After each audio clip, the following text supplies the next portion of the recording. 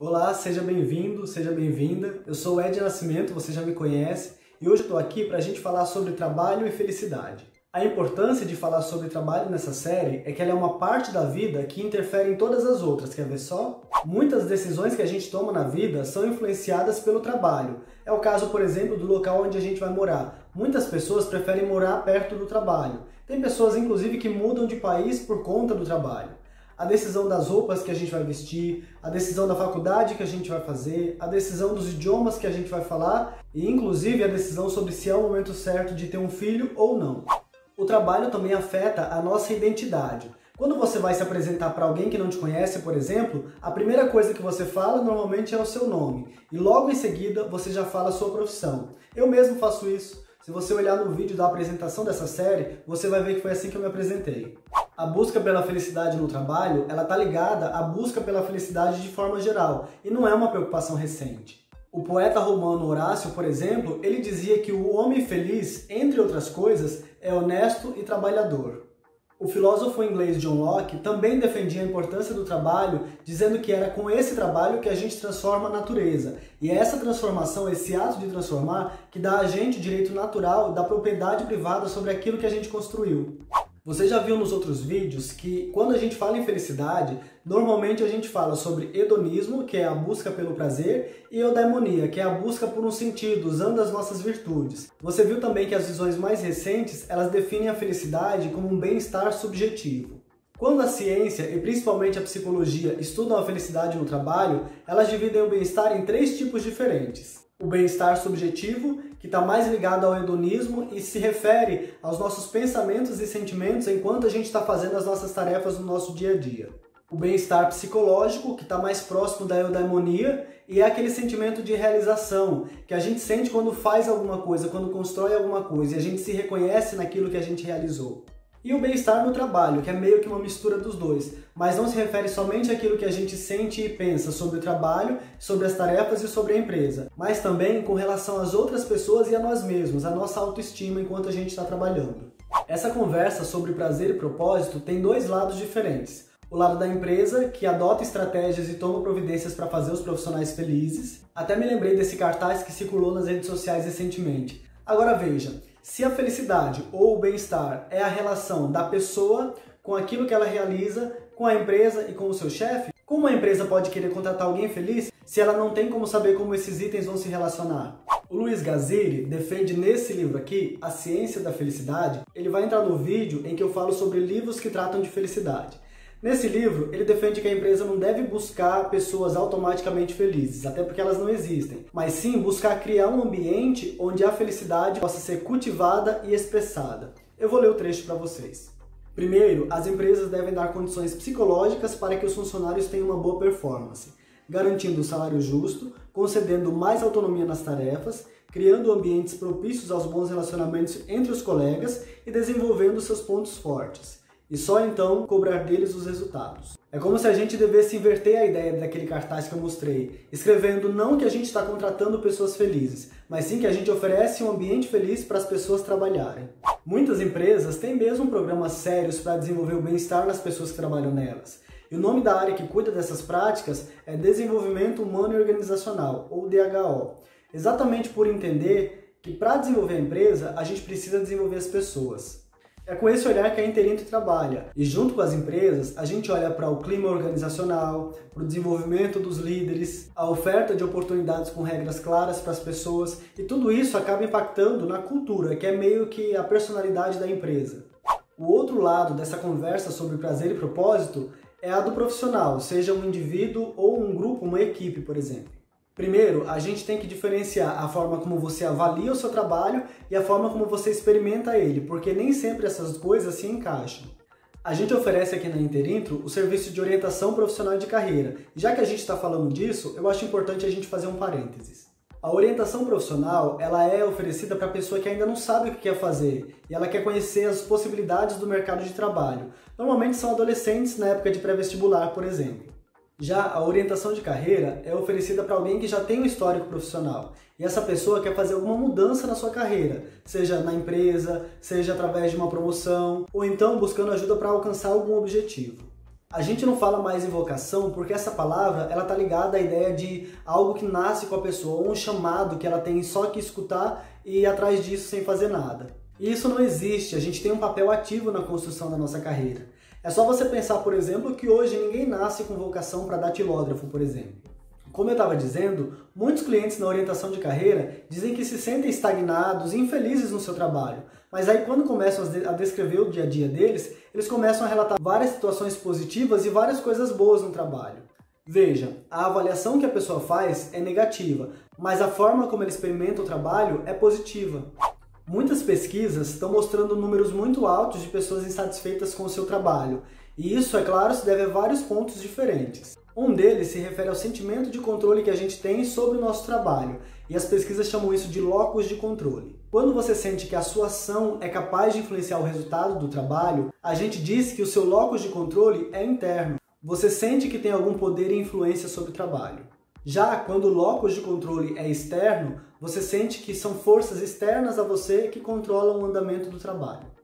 Sobre esse tema, o Sean Walker escreveu aqui nesse livro, O Jeito Harvard de Ser Feliz, o seguinte, eu vou ler para vocês.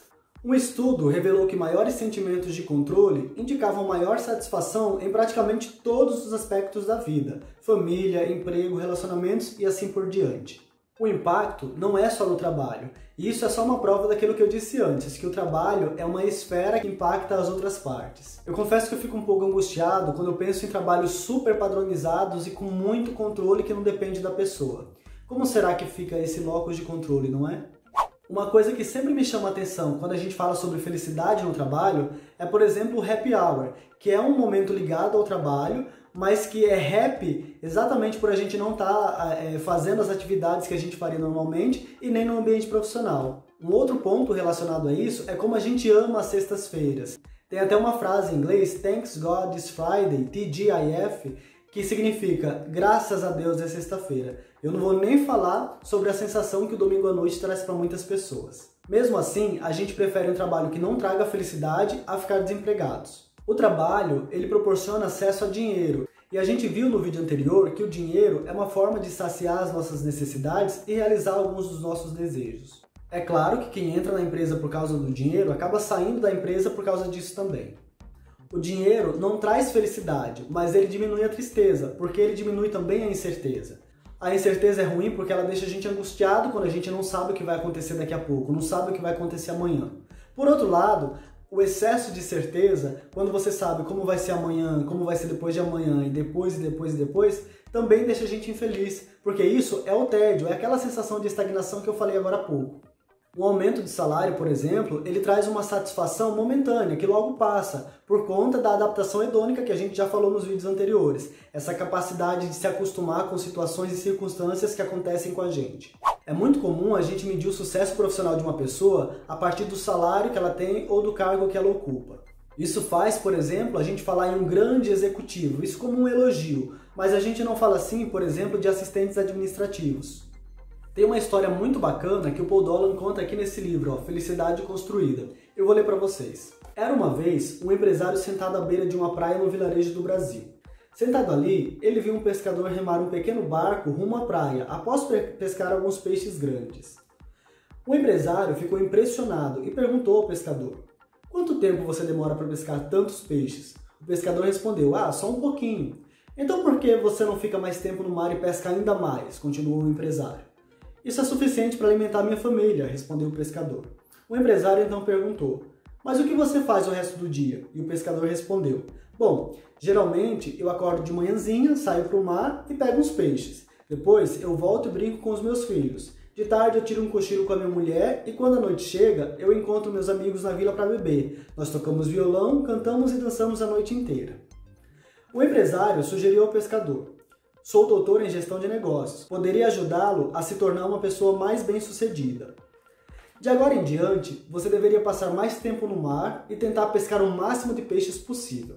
Quando tiver economizado o suficiente, poderá comprar um barco maior e pegar ainda mais peixes.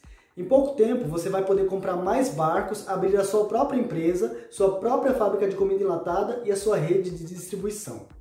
A essa altura, terá se mudado desse vilarejo para São Paulo, onde poderá estabelecer uma sede para administrar as outras filiais." O pescador pergunta: "E depois disso? O empresário dá uma boa risada. Depois disso, você poderá viver como um rei em sua própria casa e quando chegar a hora, abrir o seu capital e lançar ações na bolsa de valores. E aí, vai ser rico. O pescador continua. E depois disso? O empresário responde. Depois disso, você pode finalmente se aposentar, se mudar para uma casa perto do vilarejo de pescadores, acordar de manhãzinha, pescar seus peixes, depois voltar para casa e brincar com seus filhos, tirar uma soneca à tarde com a sua mulher e quando a noite chegar, encontrar seus amigos para beber. O pescador ficou perplexo. Não é isso que eu estou fazendo agora? Eu não quero que você pense que é impossível ser feliz no trabalho, porque não é. O que eu quero é que você identifique o que no seu trabalho, naquilo que você faz, te deixa feliz ou então impacta na sua felicidade, na sua satisfação.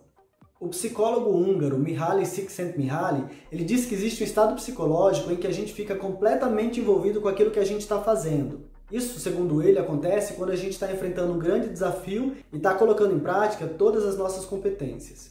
Ele chamou esse estado de flow, que a gente pode traduzir como fluxo ou fluir, no sentido de um movimento sem um esforço desgastante. Muita gente critica esse conceito porque é muito difícil a gente ficar em flow. O flow não é algo fixo, não é uma condição. Ele é um estado bastante específico e a gente não fica eufórico, mas percebe que estava em flow quando a gente olha para trás, em retrospecto.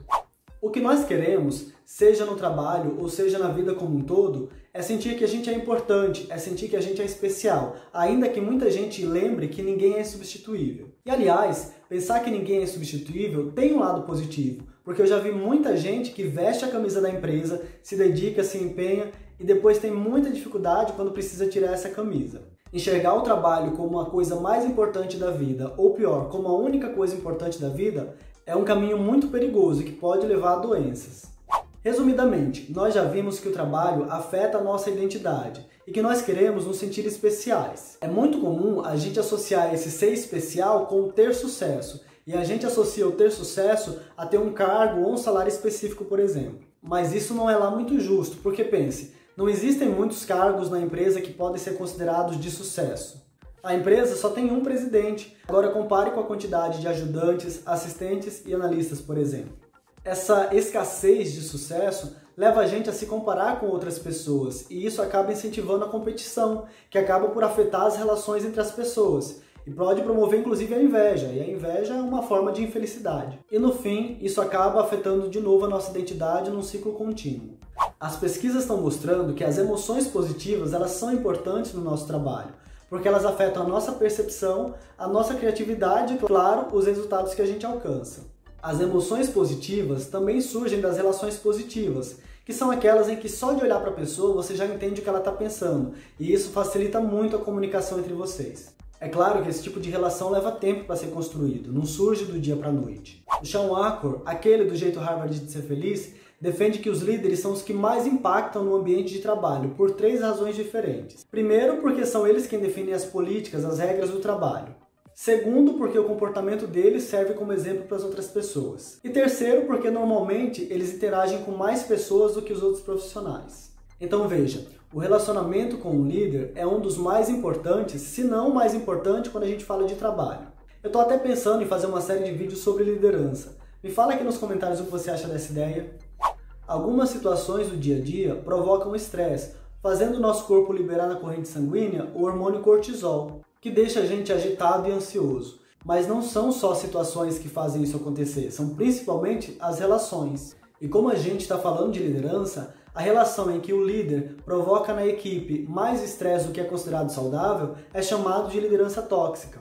Esses líderes normalmente acreditam que o reconhecimento e o encorajamento eles devem vir como recompensa para o bom desempenho. Ou seja, primeiro vem o bom desempenho e depois vem o elogio. Mas o que as pesquisas estão mostrando é que o contrário é mais eficaz. É quando você enxerga o reconhecimento e o encorajamento não como consequências, mas como ferramentas para facilitar o bom desempenho. O elogio vem primeiro e depois ele facilita o resultado que você quer alcançar. Tá vendo como as relações são importantes? E isso me faz lembrar que tem líderes que exigem que as suas equipes escrevam exatamente todas as atividades que estão executando durante o dia, como uma forma de acompanhar a performance. Esse tipo de controle negativo, porque normalmente ele entende que conversas e contatos com outras pessoas não fazem parte do trabalho, desprezando o impacto dos relacionamentos no alcance dos resultados. Sem contar que o clima fica frio e ameaçador também, porque a pessoa sente como se estivesse o tempo todo sendo vigiada. E isso leva a gente para o locus de controle externo que a gente acabou de falar. A gente não pode ignorar a saúde mental no trabalho, mesmo que esse trabalho seja realizado em home office. Isso significa que a empresa precisa olhar para essas relações, eliminando qualquer indício, por exemplo, de assédio moral. E o profissional também precisa tomar cuidado para não acabar caindo numa síndrome de burnout, ou, em caso extremo, a karoshi, que é a morte por excesso de trabalho. A gente também precisa se preocupar com a quantidade de medicamentos tarja preta que são consumidos, principalmente por profissionais que assumem posições de liderança, até porque a pressão sobre eles é muito grande.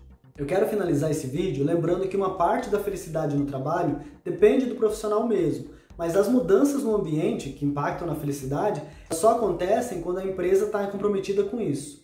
É claro que nem todo mundo trabalha em empresas, mas nesses casos a felicidade no trabalho não deixa de ser importante. Ela sempre está ligada às tarefas que a gente executa, o ambiente em que a gente executa, a nossa percepção sobre tudo isso e, claro, as relações que a gente estabelece enquanto está executando essas atividades.